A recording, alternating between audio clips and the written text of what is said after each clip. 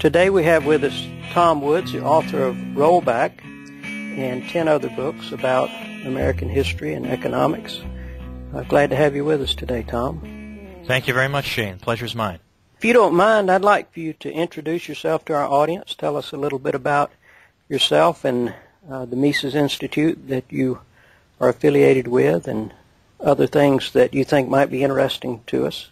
Well, sure. I've got, in addition to Rollback, the books that people might be more likely to have heard of because I had 2 New York Times bestsellers. One of them is Meltdown from 2 years ago about the financial crisis, in which I explained that this is not a failure of the free market and all the usual propaganda that we were getting. I got that book out very quickly so that it would be the first one out that would deal with the bailouts and the crisis and deal with them from the point of view of the free market Austrian school of economics instead of from the traditional view that, if only we'd had more government oversight, blah, blah, blah. I had a foreword by Ron Paul, which was quite an honor. And then before that one, the other one that was my huge seller was called The Politically Incorrect Guide to American History. And I have, in case this matters, I have a bachelor's in history from Harvard and my PhD from Columbia. And right now I used to be a college professor, but I actually much prefer my freelancing lifestyle of writing books and doing a lot of public speaking. And I teach history online through something called the Mises Academy, and you can find out about that at studywithtomwoods.com. And I just teach the real thing and streaming live into your house. And we have a great time, my students and I. I've got hundreds of people in there, and we're having a great old time blasting away at the myths. But basically that, and for more about me, you can go to tomwoods.com, and that's where you can actually find a lot of free audio and video. There is no way to send me any money through that site. I'm not fishing around for money. I defy you to find a way to send me money through that website. But tomwoods.com has got a lot of articles and stuff that really is sort of myth-busting from a free market point of view. Excellent. Thank you very much, Tom. And your comment about not being able to send you money goes right along with one of the things that I wanted to add. And that is, while you are promoting websites and books and other things, what you're actually doing is working on behalf of those people who would like to know the truth about our history, the truth about economics, and we're able to get a small slice of your time and your labor in these books. So you are quite a valuable asset to those of us who care about liberty and care about truth. And so that's very generous of you. Thank you.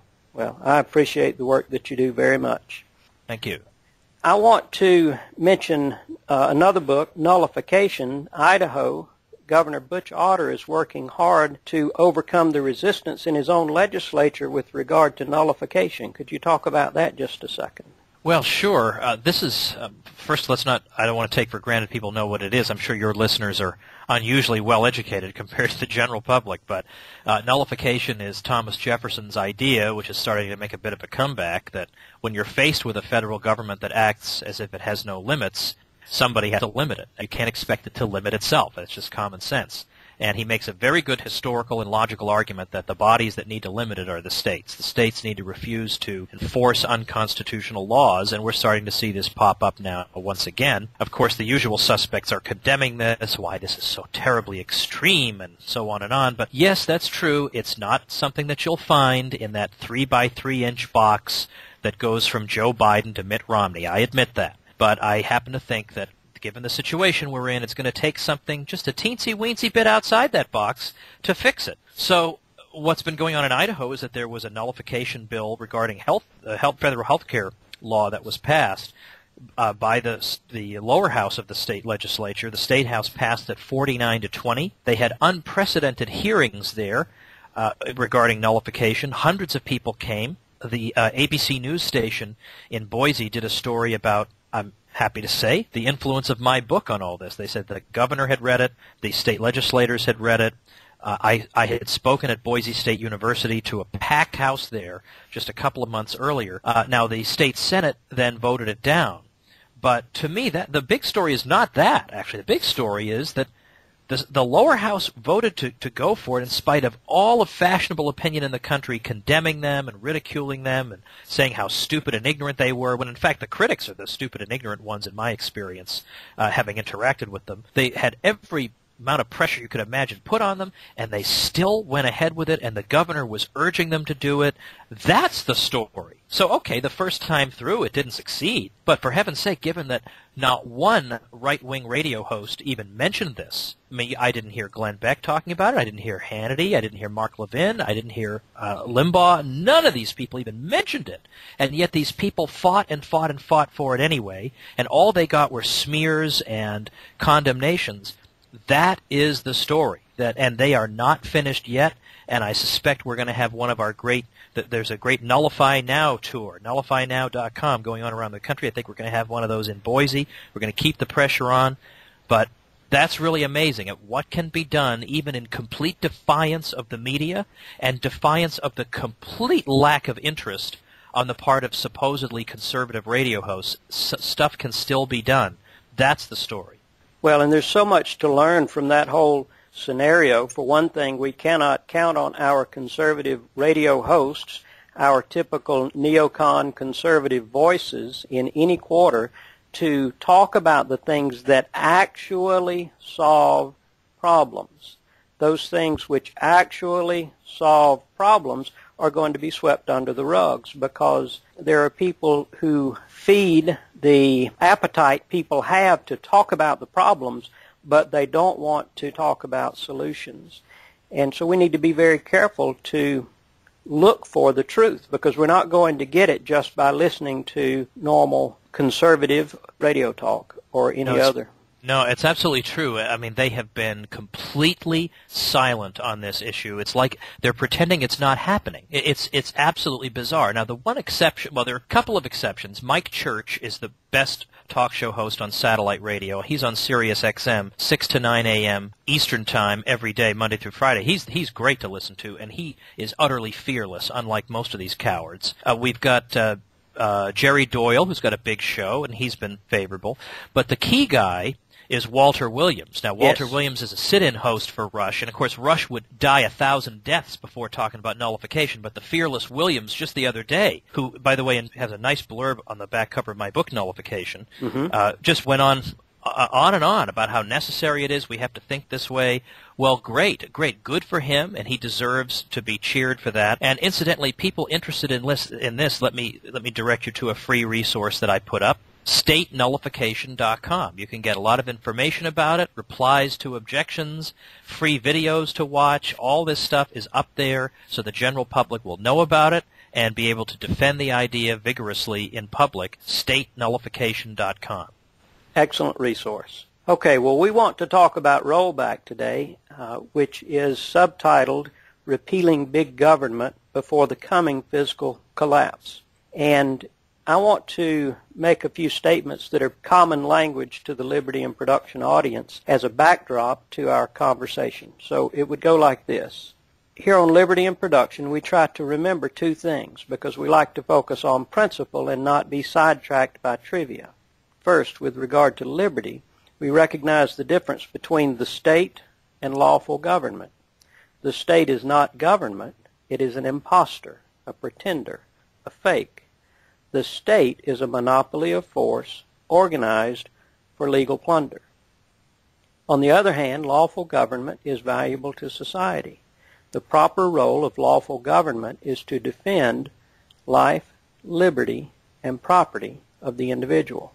Second, with regard to production, we notice that people depend on production. People eat food and use things. Food and things must be produced. The state, being an impostor, is a thief which produces nothing and wastes much. Since people depend on production and the state interferes with production, there is no way that the state has any solutions for us. We must remember that every promise made by a government official has to be kept by a producer. There is no other way. So with that being the view that we hold here on Liberty and Production, you can understand why I value Nullification and Rollback and the other works of yours so highly.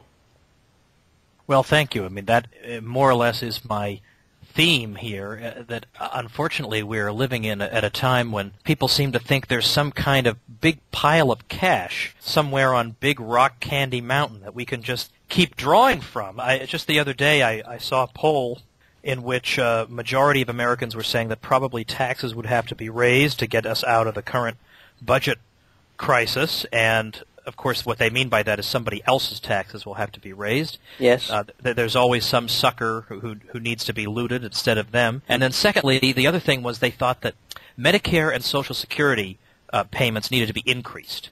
I mean, the programs are in the hole $114 trillion already. That's not enough for these people. So again, it's like that there's this effortless way that resources can just be continually allocated to you and your friends, and that we cannot afford to live in this fantasy land any longer. What I'm basically saying in Rollback is that we are now hitting the brick wall that people have warned about for years. We're hitting a brick wall with the budget and with the entitlement programs where we're going to have a complete fiscal meltdown. It is mathematically unavoidable. This is not the sky is falling. Yes, actually it is, but here I can actually take pictures of the sky falling. I can show this is going to happen.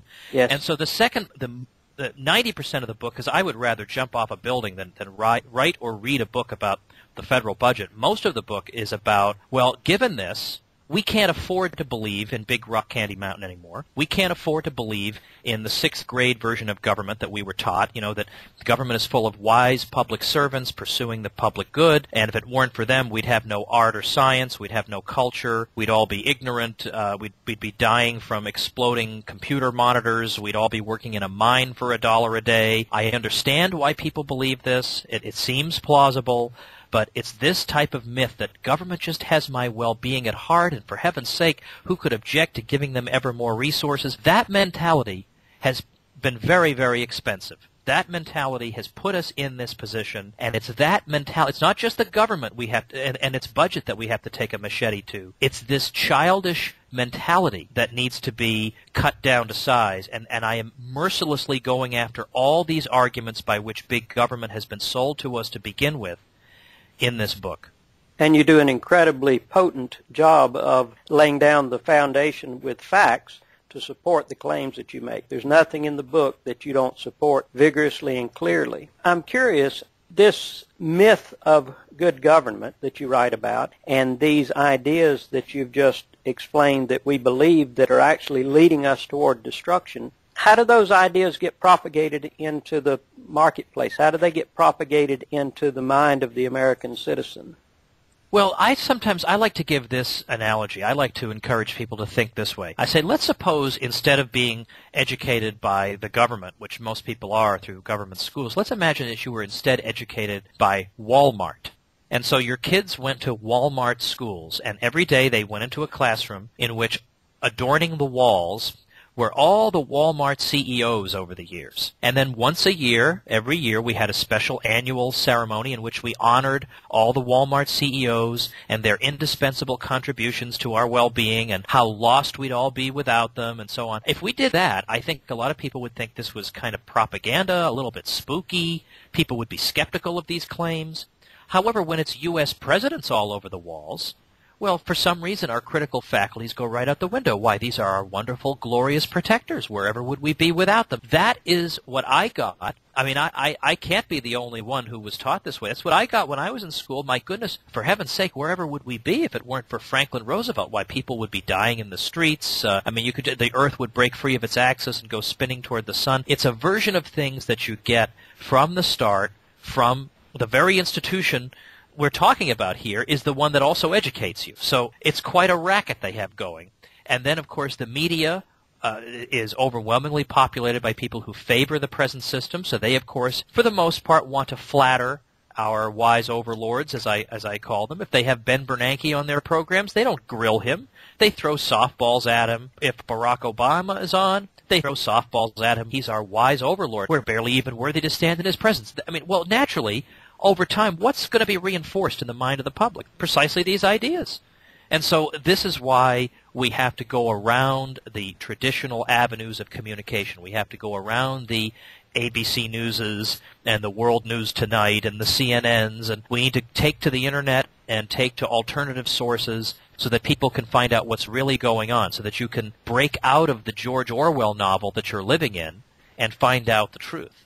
Very well said. And just like we were talking about the conservative talk show hosts with regard to nullification, nullification is that principle whereby we say the federal government has certain authority, and when they go outside of that, what they say is meaningless. It's null and void. That's nullification.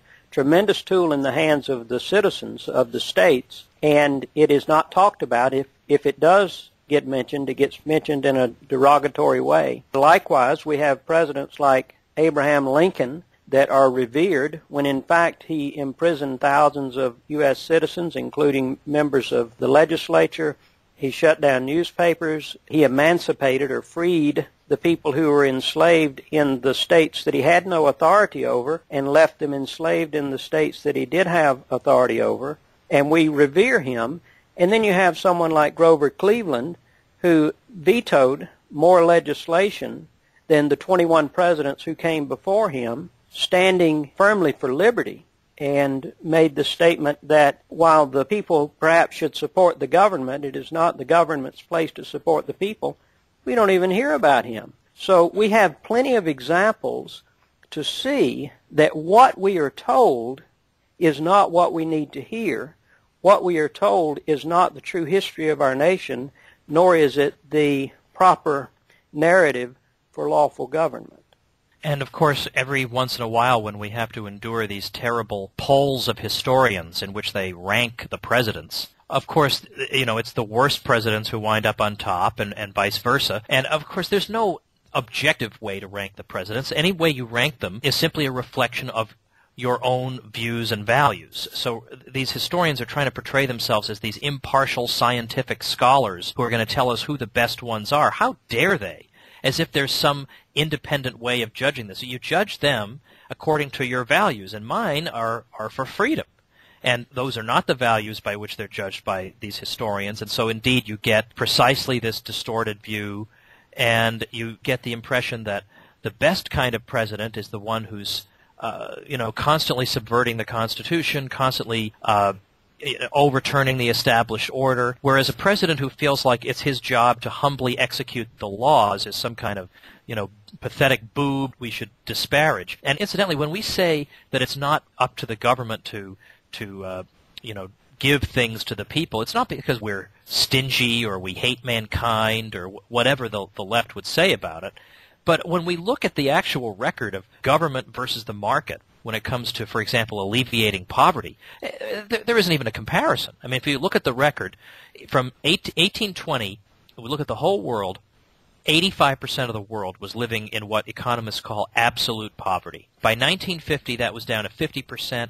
By 1980, it was at 33%. By 2001, it was down to 18%, continually falling as the market economy spreads around the world. In the United States, where the criteria for poverty, of course, are much higher, in 1900, we would say that literally 95% of the public was living in what we would today consider poverty. By the late 1960s, that was down to about 14%, and it was only in the late 1960s that the LBJ programs, the War on Poverty programs, actually began to get serious funding. So that means that incredible conquest of poverty occurred almost without any government involvement at all, or extremely minimal government involvement. But as soon as the government gets really involved, spends trillions of dollars, by the early 1990s it has quadrupled the amount of money it was spending in the late 60s per person on poverty. It totally stagnates. Now, I mean, that is something you would think we'd learn about in school. You'd think we'd hear that on television. But the impression we get in those places is that the opposite must be true, that we were making no progress against poverty until the government got involved, and then we've made progress. Exactly the opposite is the truth, and this is based on statistics that anyone can easily verify. How they get away with scamming the public like this is completely beyond me. Well, it's an amazing accomplishment, I can say that, and it comes from being able to control the education of the students, which of course was one of the objectives of what we would call the progressives from many years ago. So it's a serious problem. We have to learn to think again. One of the things in Rollback that you mentioned are the Harvard professors, and it reminded me of a banking conference that I attended in Texas in 2008, where the president of the Federal Home Loan Bank of Dallas was the keynote speaker. And he had a lot of really clever charts and was a very good speaker, very articulate. And he laid out a case that would make sense unless you actually understand the financial system, the banking system. And one of the comments that he made was that the economy would recover as soon as consumer confidence returned. So when people become confident, the economy will recover. You and I know that people's needs are met by production, not by confidence. But I asked him the question, confidence in what? Well, he talked around in circles for a minute, and when he finished, I said, okay, I understand what you said, but my question is, the economy will recover when consumer confidence in what returns? He acknowledged that he didn't answer the question and moved ahead. So would you say then that these people and institutions depend on our ignorance and these false narratives in order to maintain their power? No question about it. No question about it, which is why some people have gone so far as to say it can't possibly be an accident that the kids just keep getting dumber and dumber and dumber. I mean, if you were running a racket like this, based on looting the public and telling them it's for their own good, you'd want them to be as stupid and docile and have as pointless lives as possible. It's precisely what you would want. I'm not so sure I'm willing to go that far, but it's hard to argue against it. And particularly this guy, as you say, he's got a causal connection entirely reversed. It's not that consumer confidence leads to a prosperous economy. The prosperous economy is what leads to the confidence. Exactly. Right? I mean, you have to have that first. It's not just that, gosh, people have just arbitrarily stopped spending, and if all we could do is get them spending again. It's this juvenile focus entirely on spending. The economy is not just about spending money. It's about taking resources and deploying them in patterns that correspond with consumer desires. And unfortunately, because of all the stimulus and the messing with interest rates, those patterns have been hopelessly distorted right now. And right now the market is trying, with no help from the government, which keeps interfering with it, to sort things out again and get the patterns correct and making sure that we're investing enough in this and not too much in that, and we get more resources out of housing and into something else. That's what the market is trying to do. Meanwhile, the government's giving tax credits for people to keep buying houses, keep building houses. It's exactly the wrong thing to do. This has nothing to do with whether consumers are confident or not. It's whether the market is allowed to readjust. But yeah, all this stuff entirely depends on ignorance. And I'm telling you, I've been able, thanks to YouTube and all these wonderful innovations of the past number of years, I've been able to reach so many people who have said to me, my gosh, if I'd only had 15 minutes of listening to what it is you're saying, I could have saved myself the grief of years and years of indoctrination. So we have the chance now. And you might say, but on the other hand, don't the indoctrinators themselves also have YouTube they can use? True, but before YouTube, they had a monopoly on the opinion molding. But now we've got a leg, a foot in the door that we didn't have before, and that's what matters. Well, one of the things that I talk about when I try to explain to people that we do have hope is if you're propagating a lie, you have to totally control the entire environment. You must have that monopoly because you have to discredit every idea that is in conflict with what you're presenting, and it takes a lifetime. Whereas when you're presenting truth, just like you said about the 15 minutes, when you're presenting truth, only a little time and you can enlighten a person, you can open their eyes because what you're saying matches what they can see in reality. So truth doesn't take that protection and it doesn't take that long period of time, and that's one of the reasons that we have hope, particularly when we can break the monopoly by communicating directly with people. I've been so encouraged, for example, at how I've been able to spread things like when I wrote the book on nullification, for example, called Nullification, I knew that anybody who writes a book like that, people are going to say, oh, I bet you probably support slavery. It's so stupid, like somebody in the year 2011 supports slavery. But right. That you probably support slavery. You're probably an evil person who wants to oppress people. So I preemptively smashed that whole line of argument by making a simple 8-minute video called Interview with a Zombie. It's beautiful. And And so let me recommend people go, even if you've already seen the video, I've also put up the blooper tape, which is actually much funnier than the original video, at interviewwithazombie.com. I'm urging you to watch this, because this way, I had a guy dressed up as a zombie, and he's throwing at me the kinds of arguments I would get in the mainstream media, racism and whatever, all these arguments. And the point of the video is that I keep answering all this with information, with cogent arguments, and all he can do is just keep calling me names and giving me one-word responses. And the idea, of course, is that this is how an interview with Keith Olbermann would go, but Keith Olbermann wouldn't have the excuse of being a zombie. Right. So, but it was a great way. So now every time I get attacked, all my friends just go to wherever is attacking me, and in the comments section, they just post a link to Interview with a Zombie, and they say, hey, this guy's a zombie. And the poor guy who wrote the original post attacking me doesn't know what hit him. It's beautiful. It was a very shrewd move, and I'm sure it served very well. I would like, if you would, Tom, just to give us a summary set of comments about Rollback. And one of the things that we're going to do, you're going to be sending me a copy of Rollback that I'm going to give away to a listener here at Liberty in Production. But if you would, just tell us a little bit more about it. Give us a summary review of the book. Sure. There's a lot of information on it at tomwoods.com. In fact, I've even done a YouTube on it. I'm just appealing directly to the public. But basically, what I'm doing is Chapter 1, which I know I've given out a lot of websites so far. I have statenullification.com, tomwoods.com, interviewwithazombie.com. But you can get a free chapter of my book at rollbackbook.com. And the Chapter 1 is just laying out, this is the situation we're in. These are facts that nobody disputes, so I'm not just contriving some non-existent crisis. It's a real thing we're enduring. But then it just goes on. It's like I'm peeling the layers of an onion. It's like I'm imagining a regular Tea Party guy picking this up and thinking, okay, this will give me some ammunition against Obama. But this book is going to give him a lot more than he bargained for, because the next chapter is, okay, yeah, Obama's a problem. Here are the problems with the healthcare thing. This would be a better way of dealing with it. Here's the problem with stimulus spending, why it doesn't work. Okay, so far so good. Next chapter, the financial crisis. Was this really just a matter of deregulation causing it? What was deregulation? Would any of these regulations have prevented the crisis? So, all these arguments that we're told, I go through and show how the government is in fact the institution that aggravates and promotes rather than cures these crises. That's another layer. The next layer is the Federal Reserve System.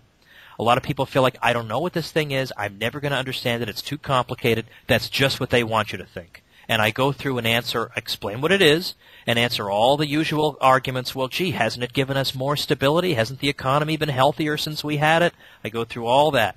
Then I go into the Pentagon, because this is supposed to be the one thing that's off limits. If you want to talk about military spending, what are you, some kind of commie? That used to be my view. What are you, some kind of commie? We need all this. And I'm showing that, in fact, the Pentagon is the one department that's not subject to an audit, and you'll see why. You see, I'm showing the way the money's been spent, the procurement methods, the manipulation, the way that military spending has become a giant jobs program. So even when these systems are totally out of date, we don't need them, they serve no purpose, they go on and on and on and on. So, yeah, they would love us to think that we can't touch it, and, we would be instantly taken over by Muslims if $3 were cut. That's just the way they want us to think. We can't afford to think that way anymore. And finally, I have a chapter, The Myth of Good Government. Here I go after all the hardest things. Well, gee, wouldn't we have no science if it weren't for government science funding? Isn't Sweden an example of how you can have very high welfare spending and still be prosperous? Or, what would we do without the regulatory apparatus? Or, all these sorts of things. And then finally, the last chapter is, what, if anything, can we do? And that is going to be a lot of stuff in there that you won't read in a Newt Gingrich book. This is very much thinking outside the box stuff, so that when you close that book, I want you to feel like, if you feel like I didn't just blow your mind with this book, then I'll feel like I gypped you. You should get your money back. Excellent. And I agree with your comments. It's a tremendous book, as I said from the beginning, with a great foundation of solid facts and cogent arguments that really blow the myth of good government right out of the water, because today we're subject to tyranny as far as I'm concerned. And there are many more things that we could raise as examples of that, but there's only a little time in the day. So I would ask one other question. I've noticed that Ron Paul won the CPAC straw poll for president 2 years running, and Town Hall just released a presidential straw poll that is conducted on the Internet. I think it's a running poll, and he was about 2 3/4 points behind the leader, who was Sarah Palin, in that poll. Why is Ron Paul's popularity increasing? Is it just his charisma, or is it his ideas? I think a lot of people are coming to, to acknowledge that he's been right about an awful lot of things. I mean, John McCain was saying the fundamentals of the economy are sound in 2007. I mean, how clueless can you possibly be? And he admitted that he didn't know that much about economics, but he had Alan Greenspan's book. Heaven help us. I mean, this is your nominee? And then meanwhile, the guy who's being pitched to the Tea Party, you're supposed to read his books, is Dick Morris, the con man who says his favorite U.S. senator is John McCain. I mean, it's like the lunatics are running the asylum. But yet Ron Paul has stuck to his guns. He doesn't matter the way they smear him or laugh at him, he just sticks to it. And there's been a lot of education that's gone on in the past few years. People have learned that, you know what, you're not a kookish crank to talk about the Federal Reserve. You're a crank not to talk about it, for heaven's sake. After what it's done and what its record has been and its role in the current financial crisis, you have to talk about it. And the foreign policy has continued to blow up in our faces. It's an enormous expenditure of money and lives, and we've even got Tony Blankley, who was formerly on Newt Gingrich's staff, saying we got to get out of Afghanistan. This is ridiculous. George Will saying that. So it's not just Ron Paul anymore. A lot of people are saying a lot of these sorts of things. So it's almost cool to support Ron Paul now, and a lot of these younger people too. I mean, they weren't even old enough to be politically aware then, but they watch YouTube. They've been following along closely. And people have said, by the way, I was at CPAC. I spoke there. I had a wonderful event. I had the privilege of, in a giant ballroom, interviewing Ron and Rand Paul, and for all to see in front of a large, enthusiastic audience. It's a wonderful experience for me. I will cherish that forever. But they say, oh, it's not fair. The straw poll, the results are just not fair because Ron Paul inspired all these people to come vote for him. Well, okay, but I mean, isn't that the point? I mean, exactly. Why is it that these other people inspire nobody? How come Newt Gingrich gets 5% in that poll? Nothing's stopping people in D.C. from taking 10 minutes, going over to CPAC and voting for the guy, and yet Ron Paul gets 30% of the vote, and then Gary Johnson, who's very similar to Ron Paul, gets 6%, comes in third. That wasn't reported about at all. How do you account for the fact, and they never answer this question, okay, maybe Ron Paul has a big following of people who will do a lot for him. Why do the other candidates not have that kind of following? Right. That's never answered. Would you say that 30 years of voting in line with the Constitution would represent credibility and leadership? I indeed do think so. You can't, people can give phony baloney pretty speeches every few years to get reelected. And some people are suckers enough to believe in the speeches. And, I mean, there are people who actually think Newt Gingrich is a right-winger. If you look at his record, it's absolutely horrendous. Exactly. But he knows how to touch the hot buttons of his base. I mean, you have to give him credit for being a shrewd politician. He is very skilled at that.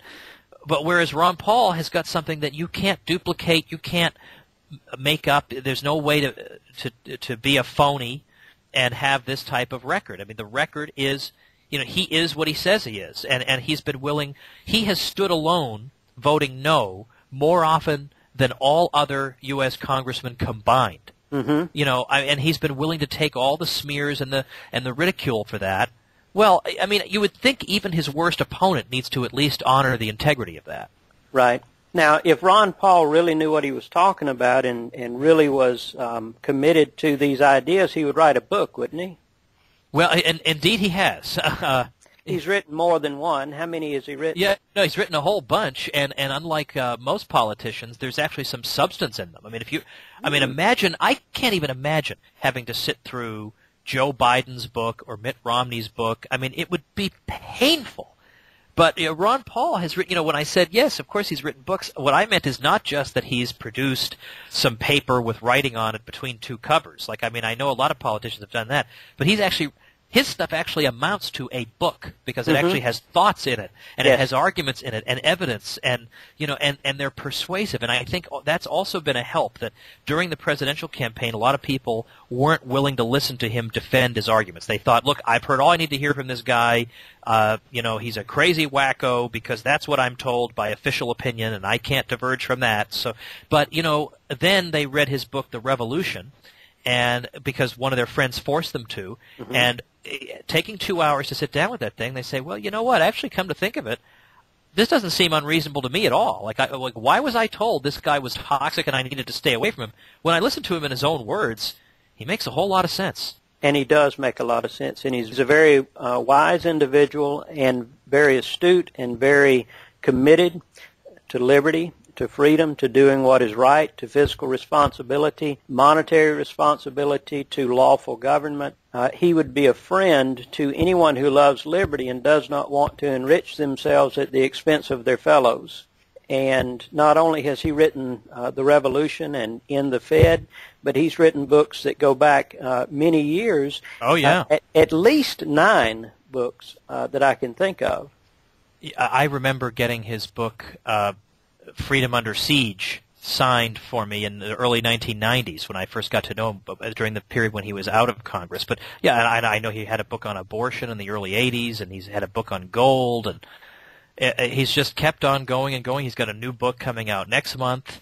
So I don't know how he does this, given his schedule, and he's always flying around the country and speaking, and at events where he gets no remuneration. He's doing this because he believes in what he's doing, and he wants to spread the word. I mean, again, how can you not at some level, regardless of how you feel about him, how can you not honor that?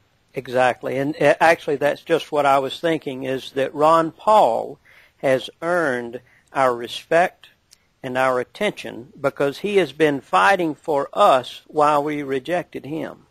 Well, that's true. Well, of course, we use we differently, but no, I understand. I'm referring. Not inclusively, of course, right? Exactly. No, that's true. Yeah, at a time when really the general public, you're right. I mean, it was like he wasn't even. In fact, one of the things he said in our interview, was that. He sort of figured he would go through Congress and no one would even notice he had ever even served in Congress. And the crowd just went nuts saying, oh my gosh, how could you possibly think that? But so that it's been quite encouraging for him now. Instead of speaking to a hall, filled with 40, retirees, he speaks to college crowds of 2,000. Yes. Well, Tom, I know you have a lot to do today. I know you're preparing for the history course that begins Monday, I believe. That's right. I certainly appreciate your time. I very much have enjoyed the conversation. And you're welcome here with us at Liberty in Production anytime. Thank you very much. The pleasure was mine. I appreciate it.